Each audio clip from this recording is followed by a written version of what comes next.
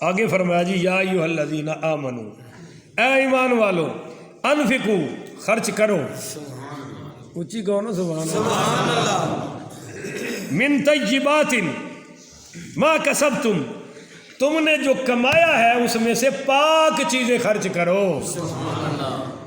یہ کس میں سے خرچ کرنا ہے؟ ما کسبتم، اپنی کمائی سے، بولیے اپنی کمائی سے خرچ کرو، پر من طیبات، جو پاک ہے، حلال ہے، اور جائز جگہ پہ خرچ کرنا ہے، ناجائز جگہ پہ خرچ نہیں کرنا۔ آگے فرمایا وَمِمَّا أَخْرَجْنَا لَكُمْ مِنَ الْأَرْضِ، اور اس میں سے بھی خرچ کرو جو تمہارے لیے زمین سے نکل رہا ہے۔ سبحان اللہ، بولو جو تمہارے لیے زمین سے ہن میرے سمجھ آئیے تواڈے پنڈے چاہ کے اس گل دی ایمانداری دی گل ہے کہ امام احمد ابن حنبل پڑھی رحمۃ اللہ علیہ، انہوں نے فرمایا امام کو پیاز کی فکر بھی نہیں ہونی چاہیے۔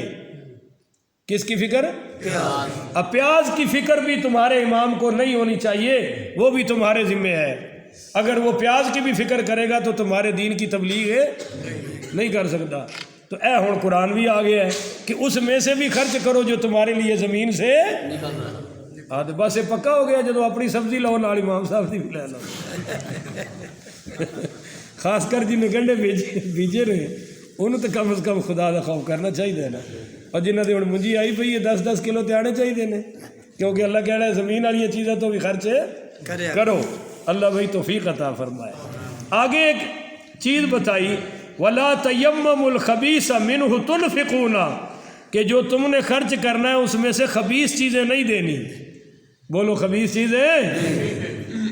وہ لکھا ہے علماء نے کہ وہ ایک لے کے آیا بچہ قاری صاحب کے لیے کھیر مسجد میں، تو کہا قاری صاحب وہ نا والدہ صاحبہ نے گرمی کے موسم میں باہر رکھی تھی تو کتا منہ مار گیا، تو اماں نے کہا چلو قاری صاحب نے دے آپ، ٹھیک ہے۔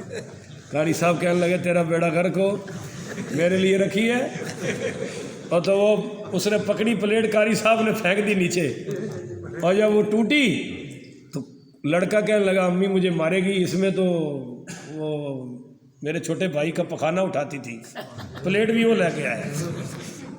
تو اللہ کہہ رہا ہے وَلَا تَيَمَّمُوا الْخَبِيثَ مِنْهُ تُنْفِقُونَ، جو تم نے خرچ کرنا ہے اس میں سے خبیث چیزیں نہیں دینی۔ اللہ کو دے رہے ہو تو پھر سب سے اعلیٰ چیز دینی چاہیے۔ یہ نہیں ہے کہ جو آپ کھانی نہیں وہ چلو جی اللہ دی راہ تے دے دیو۔ جڑے میں جانا نا جلسیاں تے لوکی پیسے سٹتے نے تو کئی 10-10 دے وہ نوٹ ہوندے نے جڑے ٹیکس والے بھی نہیں لیندے، سمجھ آئی نا جی؟ تو کئی دے نمبر پھٹے ہوندے نے، احسان کردے نے چلو مولوی صاحب تے سٹ دئیے۔ اللہ اکبر کبیرہ۔ صحابہ کرام آتے تھے اور وہ مسجد نبوی میں کھجوروں کے گچھے لٹکا دیتے تھے کہ اصحاب صفہ والے طالب علم کھا لے، اس میں سے کچھ ردی کے کھجوروں بھی ہوتی تھیں، ماڑی بھی ہوتی تھی۔ تو اس پر یہ آیت نازل ہوئی کہ بھائی خبیث چیزیں، نکارہ چیزیں دینے کی ضرورت ہے نہیں۔ وَلَسْتُمْ بِآخِذِيهِ، کیا تمہیں اگر کوئی گندی چیز دے تو تم لے لو گے؟ کوئی ماڑی چیز دے تو تم پکڑو گے؟ إِلَّا أَن تَغْمِضُوا فِيهِ، ہاں یہ ہے کہ تم کبھی کبھی آنکھیں پھیر لو، کبھی کبھی آنکھیں، یعنی اگر کسی کنجوس بندے سے کچھ آ رہا ہے تو جو بھی آیا آپ کہتے ہیں کچھ تے ہون دے ہو، کچھ تے ہو۔ یہ ہے کہ إِلَّا أَن تَغْمِضُوا فِيهِ، الا یہ کہ تم آنکھیں پھیر لو یا کسی ردی چیز کی قیمت کم کر کے تم لے لو، تو تم تو لے سکتے ہو۔ وَاعْلَمُوا، یاد رکھو، أَنَّ اللَّهَ غَنِيٌّ حَمِيدٌ، اللہ تعالیٰ تو غنی ہے، اللہ کو کوئی ضرورت ہے؟ یہ جو تم دے رہے ہو تمہارے اپنا فائدہ ہے، اور حمید اللہ تعالیٰ تو تعریف کرنے والا ہے، یعنی اچھی مال دو گے تمہاری مال کی بھی تعریف کروں گا، تمہاری بھی تعریف کروں گا۔ لو جی آگے فیصلہ کن بات آ گئی۔ الشیطان، جب ہم دینے لگتے ہیں، جدو کوئی اللہ دی راہ دے تو شیطان دے ایک باری تو بادشاہ پر کھچے اڑ جاندے نے، ایسی تیسی ہو جاندی۔ قرآن کہہ رہے ہیں الشیطان، شیطان خود، یعدکم الفقر، یعدکم الفقر، وہ ڈراتا ہے تمہیں فقر سے۔ جب آپ اللہ کے نام پہ دینا شروع کریں گے اندر جو اٹھے گی، اوے یہ بھی لینا ہے، اوے وہ بھی لینا ہے، او یار کپڑے بھی لینے ہیں، او یار فلاں بل بھی دینا ہے، تو یعدکم الفقر، اللہ کہتا ہے اس وقت شیطان تمہیں فقر کی لائن لگا دیتا ہے، یہ ہو جائے گا، یہ ہو جائے گا، یہ ہو جائے گا۔ وَيَأْمُرُكُمْ بِالْفَحْشَاءِ، وہ تمہیں حکم کرتا ہے فحاشی پر خرچ کرنے کا. بڑے سے بڑا بندہ بھی شادی کی فضول خرچیوں سے باز ہے؟ بولو نا. اور جب مولوی صاحب کو نکاح کی فیس دینی ہوتی ہے پھر غریب نکل آتے ہیں، اس کی بڑی تکلیف ہوتی ہے. میں نے ایک ایسا نکاح پڑھایا جس میں میراثیوں پر انہوں نے اتنے پیسے پھینکے کہ ان کے وہ اٹھانے والے کپڑے بھی ختم ہو گئے. وہ جو کٹھے کر کے ڈالتے ہیں نا، انہوں نے اندر بنینوں کو بھی اندر ڈالے. وہ بڑے ماسٹر ہوتے ہیں، شلوارہ اندر گنجائش نہیں تو وہ بھی بھر لین. انہوں نے اتنے بنینا دے وچ پائے، پھر بھی وہ پیسے زیادہ سٹ رہے سن. اور جدو میں نکاح پڑھایا تو میرے منہ 5000 نکل گیا. مولوی صاحب تہاڈا کی کم ہے پیسے نال؟ میں کہتے یہاں کا کی کام ہے پیسے نال، ساڈے نال تو یہی چنگے نے. میں کہا مسلح چھڈو سانو ایک ایک ڈھول ہی دے دیو، وہ ساڑیاں بنانا بھی بھر جان کچھ. تو میں کہا یا کرو، آپ ویڈیو لے آئے ہیں ڈھول والوں پر پھینک رہے ہیں، اور جب امام صاحب کی باری آئی تو آپ پوچھ رہے ہیں، حالانکہ سارا کام تو کیتا ہی مولوی نے ہے. وہ تو کہتے ہیں مولوی صاحب تسی کیتا کی ہے؟ میں ہی تو کیتا سارا. جی اے مولوی نہ کرے تو تسی کھ بھی کرن جوگے نہیں. سمجھ آئیے کہ نہیں سمجھ آئی؟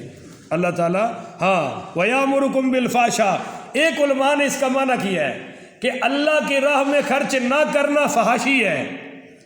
اللہ کی راہ میں خرچ نہ کرنا ضروری نہیں ہے کہ آپ فحاشی پر خرچ کریں تو فحاشی ہوگی، نہیں. وَيَأْمُرُكُمْ بِالْفَحْشَاءِ، وہ جو شیطان نے روک دیا اور ہم رک گئے، یہی سب سے بڑی فحاشی ہے. اور اس کے مقابلے میں خود اللہ آیا وَاللَّهُ يَعِدُكُمْ مَغْفِرَةً. اللہ کہتا ہے میرا بھی وعدہ ہے میں خرچ کرنے پر تیرے پچھلے سارے گناہ معاف کر دوں. یہ قرآن ہے جی. واللہ یعدکم مغفرہ، میرا وعدہ ہے کہ مغفرۃ منہ، تیرے سارے گناہ معاف کروں گا. وفضلا، جو تو خرچ کر رہا ہے اس کا بدلہ عطا فرماؤں گا. وما تنفقوا من شیء فهو یخلفہ وہو خیر الرازقین. تم جو بھی خرچ کرو گے میں بدلہ ضرور دوں گا. فهو یخلفہ، بدلہ دوں گا. وہو خیر الرازقین، تم اپنی اوقات کے مطابق دے گو میں سب سے بہتر عطا فرماؤں گا. واللہ یعدکم مغفرۃ منہ وفضلا، اللہ تعالیٰ وعدہ کرتا ہے تمہاری گناہوں کی معافی کا اور مال کے بدلے میں عطا کرنے کا. واللہ واسع علیم، اللہ بڑی کھلے علم رکھنے والا ہے، وسیع معلومات والا ہے. ومن یؤت الحکمۃ، اور جسے مل گئی حکمت، بولیے جسے مل گئی حکمت. تو حکمت دانائی کو کہتے ہیں، حکمت علم کو کہتے ہیں، حکمت حضور کی سنت کو کہتے ہیں.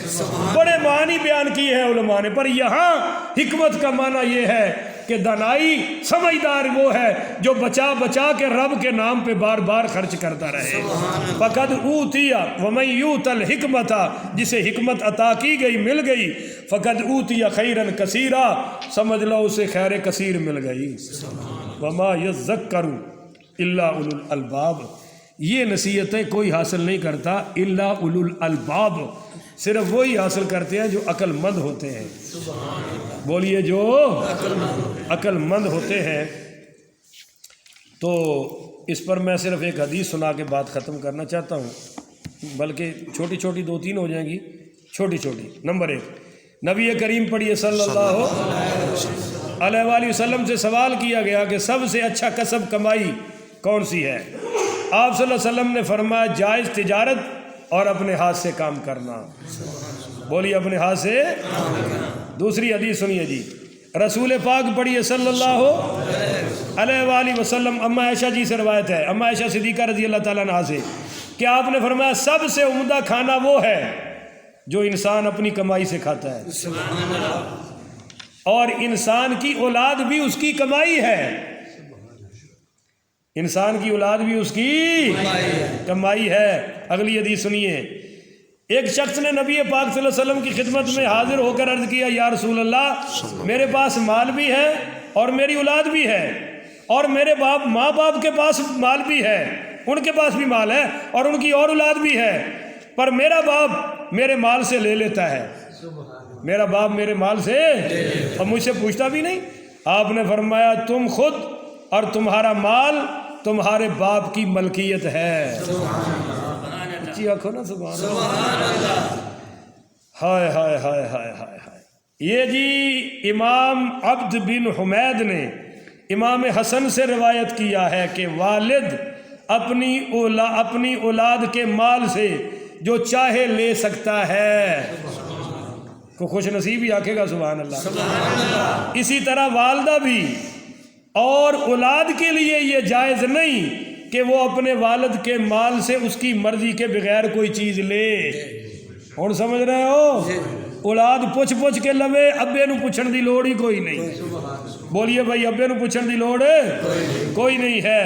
اللہ تعالی ہمیں اس پر عمل کرنے کی توفیق عطا فرمائے.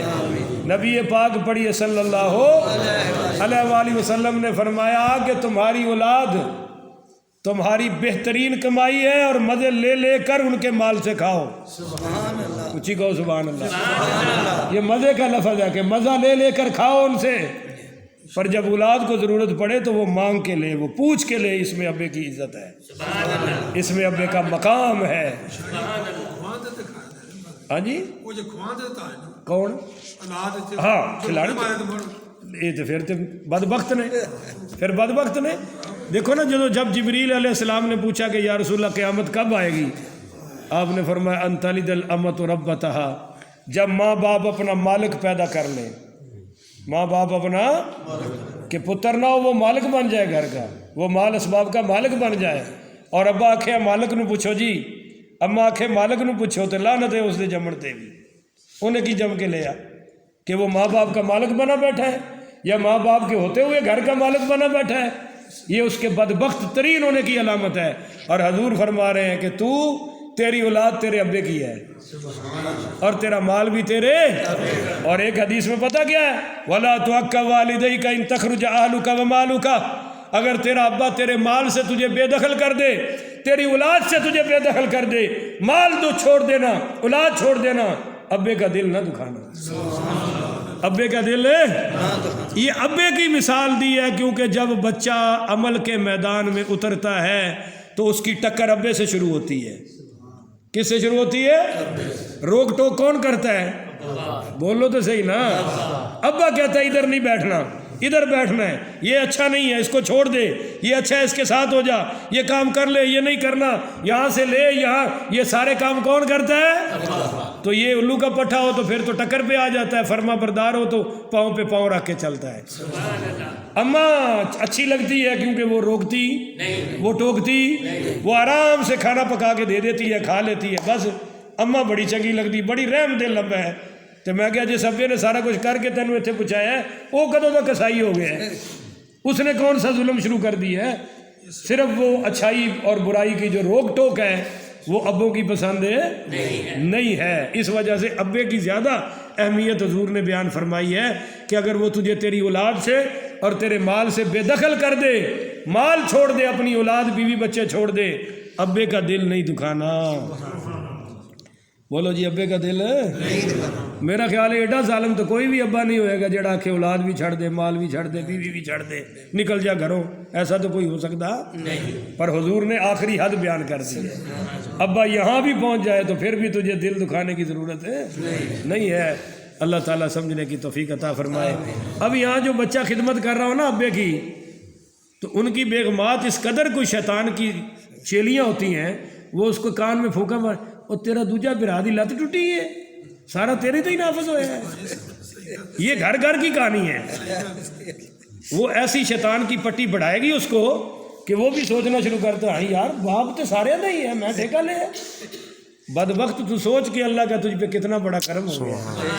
ابا تیرے قسمت میں آ گیا. حضور نے فرمایا جس پہ ابا راضی ہے اس پہ ربا راضی ہے. اب راضی ہے تو رب راضی ہے. رضا الوالد رضا ربی، جس پہ ابے کی رضا میں رب کی رضا ہے. ابے کی رضا میں ابا مل گیا تو رب مل گیا.